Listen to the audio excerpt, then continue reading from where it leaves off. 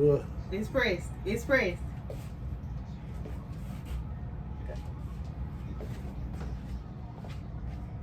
Hello, my name is Jada Griffin, and today I will be telling you about the most common soccer injuries, the top 3. Today I will be informing my audience about the top 3 injuries caused playing the sport of soccer. There really aren't 3 top injuries you can have from playing soccer because there are multiple injuries you can get. But today I'll be telling you about the most common ones from the different positions on the field. The different positions on the field are forward, midfield, and defense. Playing soccer as long as I have, I can tell you about many injuries, but I am not a professional, so I can only tell you about the ones that I've had and the ones I've been through and stuff like that. The first injury I will tell you about is an ankle sprain. This injury is caused more in defenders because they have to run backwards a lot. They have to shuffle back a lot, which causes them to lose their balance or buckle their ankles in many different ways. The ankle is the most wobbly joint of the body. It is very, how do you say, it's strong, but then again, it's tender. You can never walk off an ankle injury. Say, for instance, I buckled my ankle in a game one time, and I tried to keep playing and tried to run and everything, but I couldn't because every time I would try to take a step or pivot backwards, my ankle would wobble. The joint would, as you say, stick a little bit. The next injury I want to tell you about is a groin pull or strain.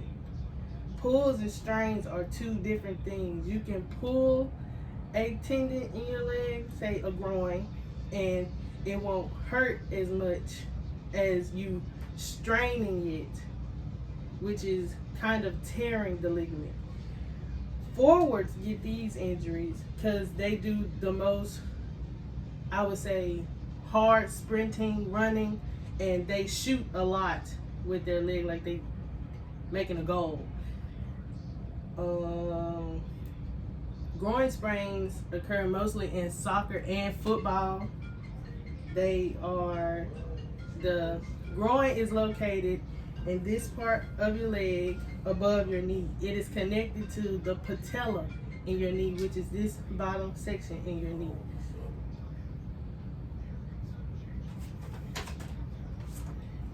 To prevent this injury, you will need to stay off it for 2 to 3 weeks and ice and elevate your leg. That's the only way you can get rid of the injury.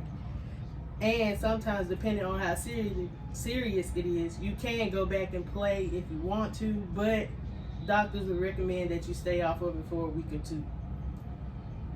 I sprained my groin in 11th grade. I sprained both of my groins. I stayed out for at least a month because I sprained both of them back to back, which is not very fun. Let me tell you that. But yes, the doctor told me to ice and elevate and to stay off of it for 2 to 3 weeks, which I was out for 4 weeks. But you know, it depends on the person also. The next injury I want to tell you about is a hamstring pull.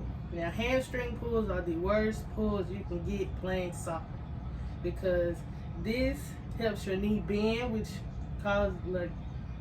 goes with running and jumping and trying to step in front of people and stuff. And it also connects to your hips, which helps your hips elevate and move and stuff like that. This injury is caused most in midfielders. They do the most running out of everybody. They do the most passing out of everybody. So this will be a typical injury for midfielders. This muscle is located directly behind your thigh. It's mostly a band. It's not a bone or a big muscle like in your arms or anything like that. It's literally this long and this big. It's a band. So this injury is caused when you do a lot of jumping, a lot of running, And for us, a lot of hard kicking, hard hits at people and everything like that. To prevent this injury, you should let your muscles relax. Take a break from doing excessive exercising, runs, and stuff like that. You got to take a day to let your muscles relax to prevent this hamstring pull. And finally, I pulled my hamstring in 7th grade. First time I ever played high school soccer, pulled my hamstring, and I was out for like 2 games, which is not very good. You trying to play on a high school team. But in conclusion, playing soccer can get you hurt in a lot of ways.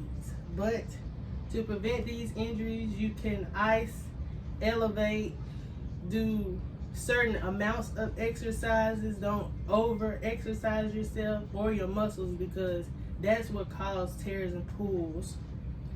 And to prevent excessively pulling or tearing muscles, try going to a physical therapist, or your coach or trainer at your school can help you with these preventions, like say doing a certain exercise 3 times a week can help you prevent an injury. Or say one day you'll do this thing at practice, but you won't go full out in the scrimmage. Or you'll go full out in the scrimmage, but you won't do the little things that probably hurt you the most. So yeah. If you need any help learning these things about soccer and the injuries and how to prevent them and how to treat them, look me up.